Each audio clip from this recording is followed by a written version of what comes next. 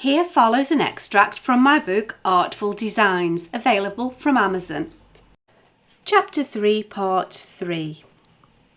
Beth stood to give the vote of thanks on behalf of the group. I've been kept away from tonight's subject, and I've eagerly looked forward to hearing all about it after so much cloak and dagger suspense. It's been good for me to have a thorough grounding in one sitting on this subject tonight, rather than bits and bobs over dinner. I've really enjoyed it. I'm sure that we all have. I would also particularly like to thank Scott for his continued help and patience with Drew, not just tonight, but over the last few weeks. I know that without Scott's gentle reminders, matters would have been left until the last minute, and it would have been much more stressful at home. As it was, Drew was still taking photographs this morning. So thank you, Scott. I'm very grateful. A tide of applause and cake soon enveloped Drew, and he was kept busy chatting and answering questions until home time came around. Mary, Scott's mother, had secured a lift home from a newfound friend, and recurring visits to Mossleigh WI seemed highly likely. Scott had opted to return home with Drew, Beth and Benedict, so that he could tell Drew all about his afternoon with Finn and Theo. The poor lad looked like he needed to get a lot off his chest. As tomorrow was the weekend, Drew had suggested that Scott stay overnight with them. Benedict's addition to the plan didn't imply any change, and so they all headed home via a fish and chip shop in a neighbouring village. This scene would make for a contemporary Morton's saw. There's plenty of fish about, said Benji. Do you think that his sombre palate would make much of the green of these mushy peas? Not at the rate Scott is eating them, said Beth. He'd be painting an empty plate. So what happened at the gallery after I left? Asked Drew. Scott groaned and covered his face with his hands. Oh, Drew, it was awful. I thought Theo had it in for me, but now I know it. It'd have been better if I'd never started at the Whitworth. I knew it was too good to be true, said Scott. Rubbish, said Drew. You fit right in and you're an absolute godsend. Don't be so negative. Theo can be a bit theatrical at times, but you learn to take no notice of his eccentricities, said Drew. You don't understand, said Scott. If you'd seen him, you'd know just what I mean. I can't imagine why Finn decided to turn up today.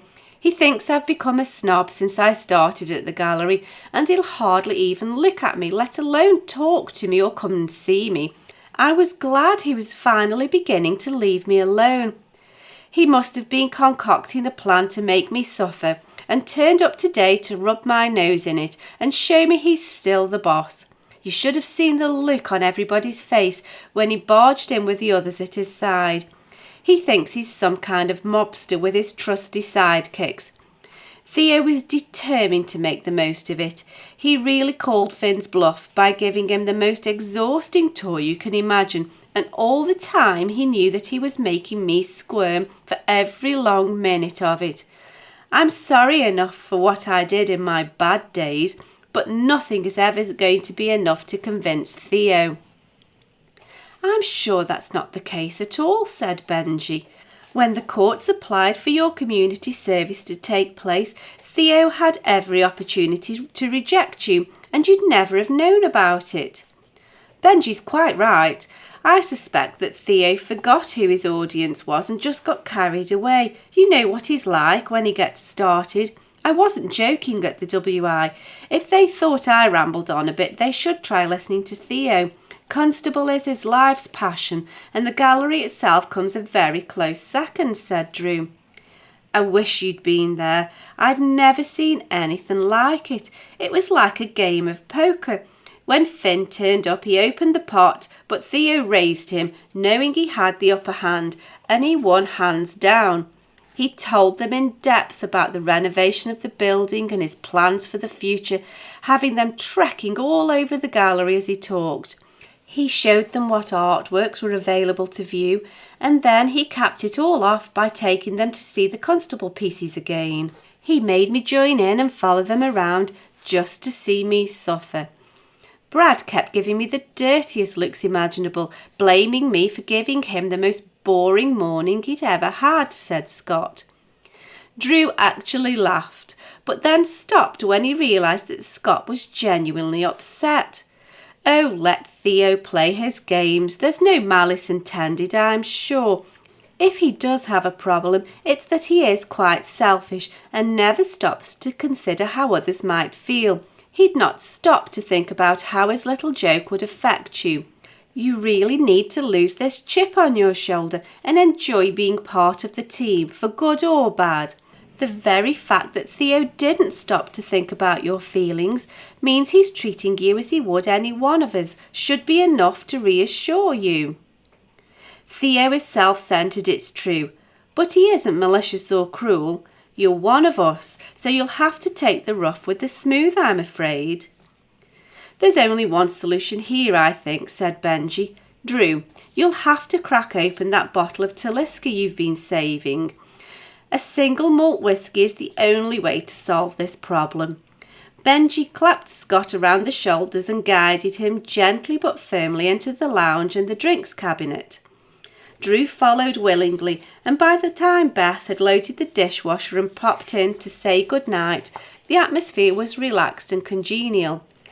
She kissed Drew, hugged her brother, and ruffled Scott's hair as she made her way to the stairs. Drew joined Beth a good way down the bottle later. It was obvious that Drew had been asleep for some time, judging by his bleary eyes and lack of initial focus, when the telephone woke them with a start. His attention was quickly captured and his features took on a grave aspect. Of course, it had to be bad news at this time of night.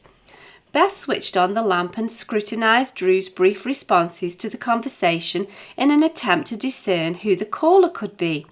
As soon as the call was terminated, Beth launched her inquisition. Who was that, Drew? Whatever is going on? It seems that Scott was wiser than we gave him credit for. He had every right to worry about the invasion at the gallery yesterday. It was Theo calling. There's been a break-in at the gallery. We'll get all the details tomorrow, but Scott and I have to be at the Whitworth first thing this morning for questioning. It's either that or we go to the police station. For the full book of Artful Designs, available in paperback or as an ebook, follow the link in the cards in the description box or find details on my website at sharonbill.com. Thanks for listening.